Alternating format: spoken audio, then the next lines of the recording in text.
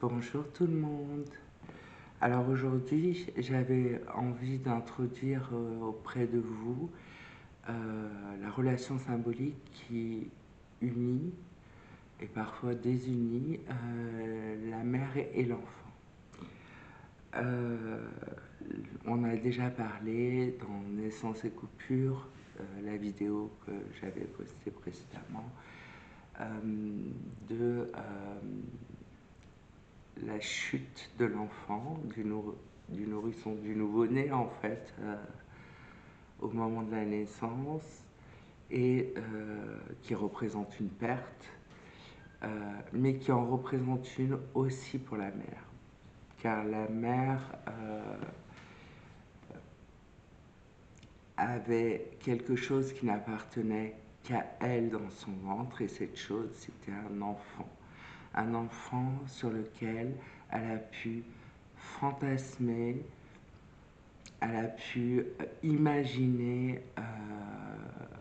son, son avenir, ne serait-ce que avant de connaître le sexe, se dire ah, ça va peut-être être une fille ou un garçon. Après, on fantasme sur le prénom. Après, on fantasme sur quel genre d'enfant on va avoir. Et là, ce désir-là, euh, qui est une préécriture de l'histoire familiale, une espèce de saga qui s'écrit dans le fantasme parental, euh, n'est jamais complètement en accord avec ce que deviendra l'enfant. Mais en tout cas, la mère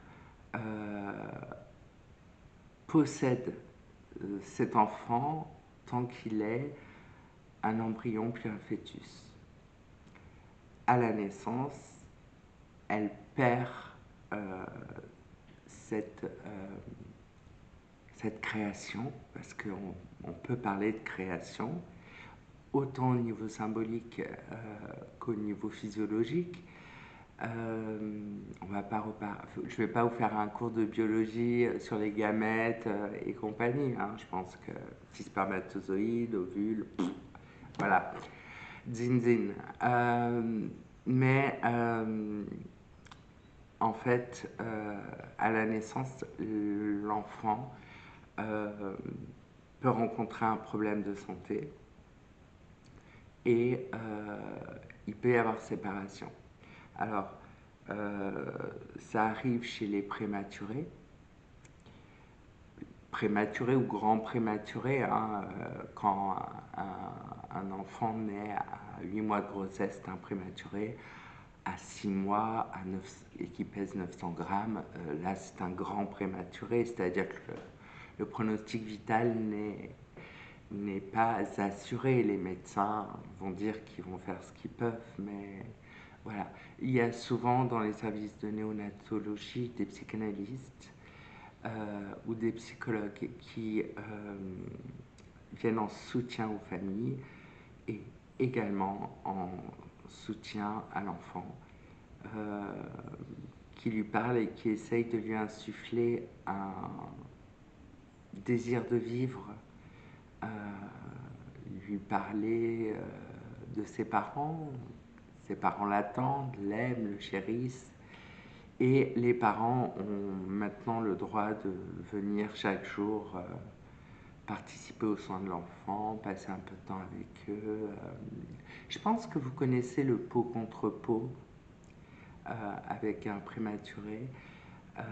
Et cette relation symbolique-là, elle est mélangée quand il y a soit une maladie, par exemple un bébé naît, il faut tout de suite l'opérer du cœur, ou il est prématuré, et là la mère sent une culpabilité. J'ai fait un enfant malade, ou j'ai pas pu faire mon enfant jusqu'au bout, jusqu'aux 9 mois, sachant que nous sommes en tant que mammifères une espèce qui, à 9 mois, le bébé n'est pas fini en fait. Il ne n'est pas prêt à se lancer dans la vie. Il aura besoin de soins après. Mais les parents, surtout les mamans, sentent une culpabilité. Et c'est une culpabilité symbolique qui va euh, continuer toute la vie. Tout ce qui arrivera à leur enfant, il y aura une culpabilité qui peut se manifester par de l'agressivité, du rejet vis-à-vis de l'enfant.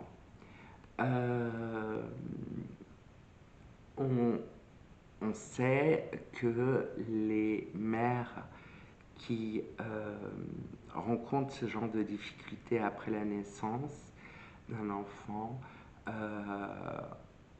ont cette culpabilité qui les coupe symboliquement de l'enfant.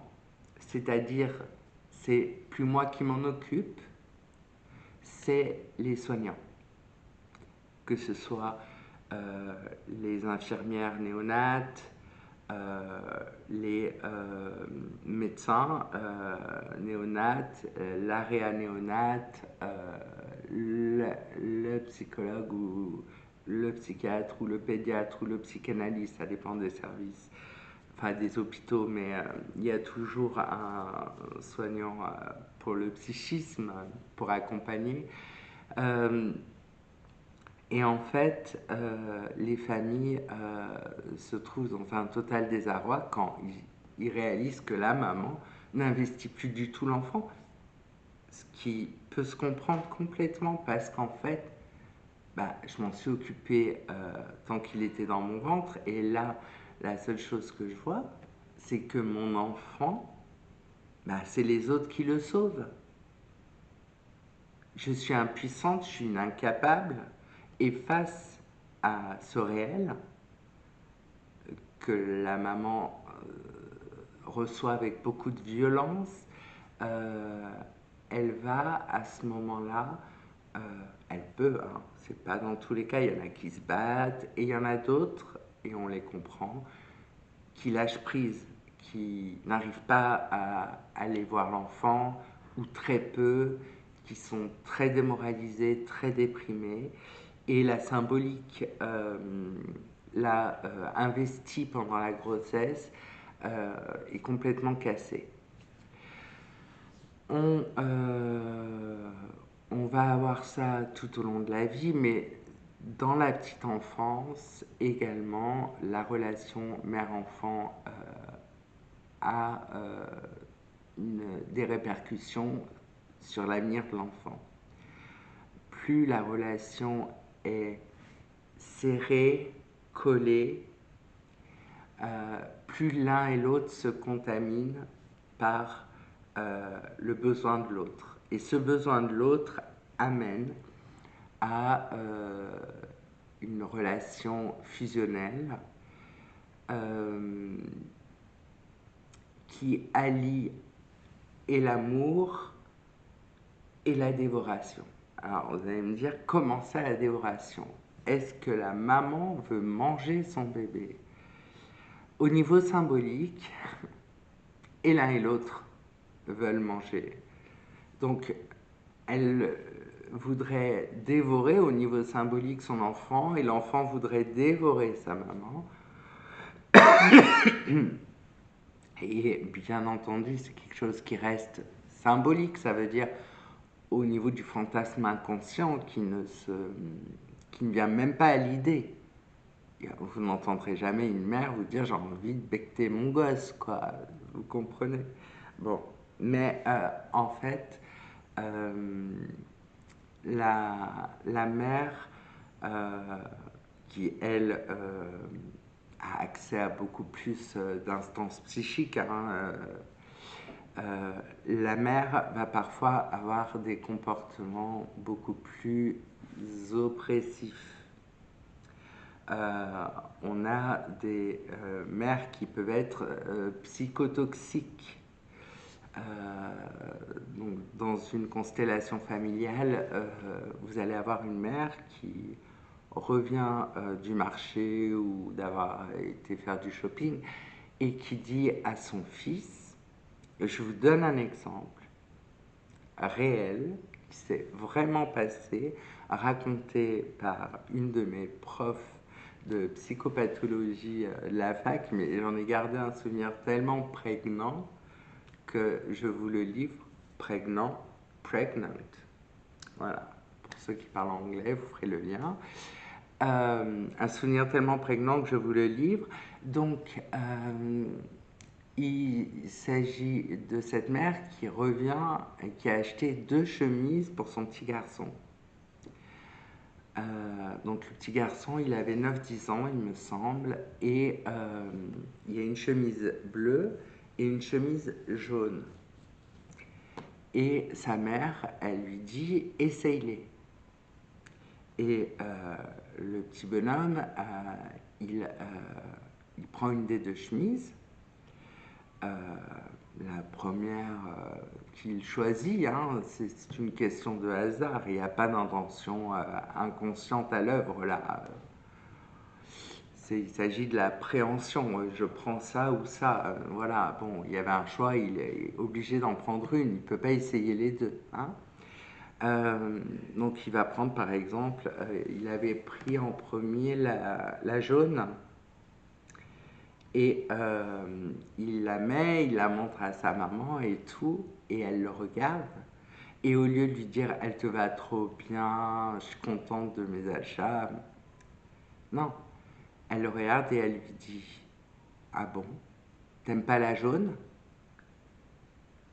Je ne sais pas si vous vous rendez compte de à quel point ça dichotomise l'esprit de l'enfant. C'est-à-dire, il était obligé d'en choisir une des 2. Alors, il mieux fait d'acheter 2 de la même couleur parce que il était obligé d'en choisir une des 2, mais sans pour autant dire je préfère cette couleur ou cette couleur. Et sa mère, au lieu de le féliciter, dire, elle vient et elle lui balance ça. Ça, c'est complètement psychotoxique. Et c'est ça la symbolique, en fait, entre la mère et l'enfant.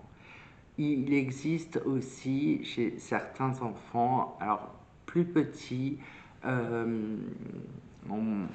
on voit ça en général vers 3 ans. Ce sont souvent des mères qui donnent le sein très longtemps, qui dépassent le stade oral de 18 mois.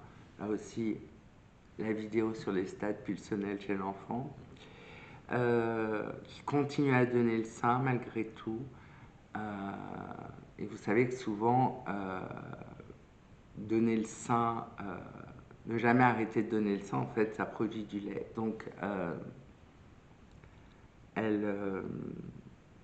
dans ce cas-là, elle crée une symbiose avec son enfant. C'est-à-dire qu'ils sont dans une relation d'interdépendance.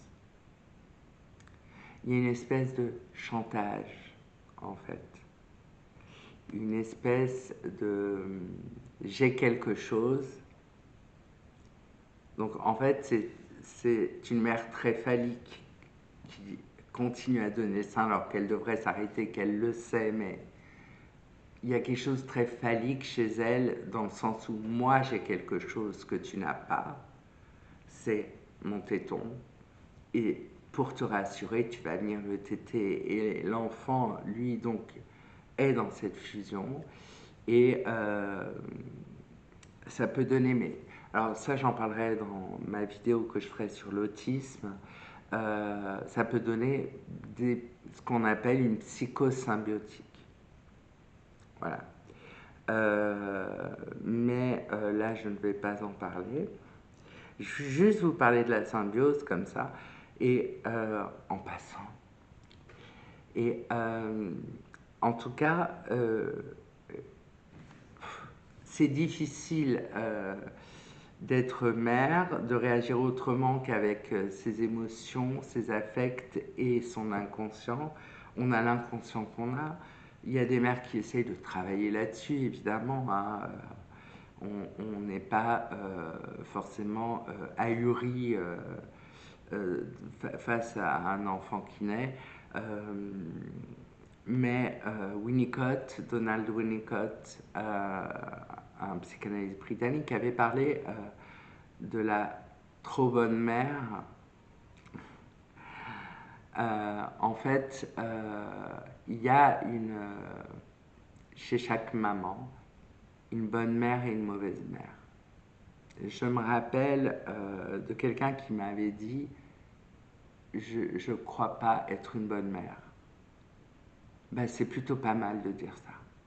C'est plutôt pas mal parce que je crois que l'enfant doit entendre qu'une maman n'est pas que bonne, qu'elle n'est pas que parfaite, qu'elle se trompe aussi et que des fois elle n'arrive pas à entendre ce que dit l'enfant. Et là aussi, je vais faire appel à la concorde qui a en vous, qui est en vous. Euh, Juger une femme qui naît, dans une société qui la pénalise d'emblée et qui va, vous vous rappelez de Sarah, accoucher dans la douleur, hein, ça c'était dans la Bible, et qui va devoir se dépatouiller avec un enfant, mais sans mode d'emploi, ben, on peut les saluer. Alors là, je ne parle pas des mères maltraitantes, des mères violentes. Non, non, je parle des mamans normales qui sont des fois un peu perdues ou qui sont des fois trop collées avec l'enfant, qui se rendent indispensables. Vous savez, elles tirent la ficelle, reviens par ici, quoi. Et moi, ce que je tiens à dire, c'est que, pour finir, euh, une mère n'est ni bonne ni mauvaise, elle est telle qu'elle est. Et la relation que l'enfant construit à côté de sa mère, et non pas avec, à côté de sa mère, ce sont deux symbolismes qui s'entremêlent au début et qui vont petit à petit se détacher. Et l'enfant va, à partir du moment où il va commencer à jouer, à faire appel à son imaginaire, son symbolique aussi va se modifier. Et il va petit à petit se détacher de sa maman. Et ça, c'est une seconde perte souvent parce que les mamans sont habituées jusqu'à l'âge de, allez, 4 ans à être bisouillées en permanence par les enfants. Parce que, bon, moi je suis désolée, 4 ans c'est encore des bébés quoi. 4 ans ça fait les bisous, les câlins, petits filles et petits garçons confondus. Hein. Euh, je, je sais que ça, ça crée un manque, il faut faire le deuil de tous ces petits bisous et tout, mais ne vous inquiétez pas, les enfants peuvent demander des câlins et des bisous à 30 ans, 40 ans, ça ne s'arrête jamais. Ça reste l'enfant. Et si une maman a besoin de faire un bisou à son enfant, à son fils ou à sa fille de 30 ans, mais qu'elle y aille. Voilà. Bon, ben écoutez, la vidéo est terminée. Je vous remercie d'avoir regardé et surtout écouté. J'espère que j'ai bien illustré mon propos. Je vous remercie encore chaleureusement et je vous souhaite un très très bon dimanche à tous.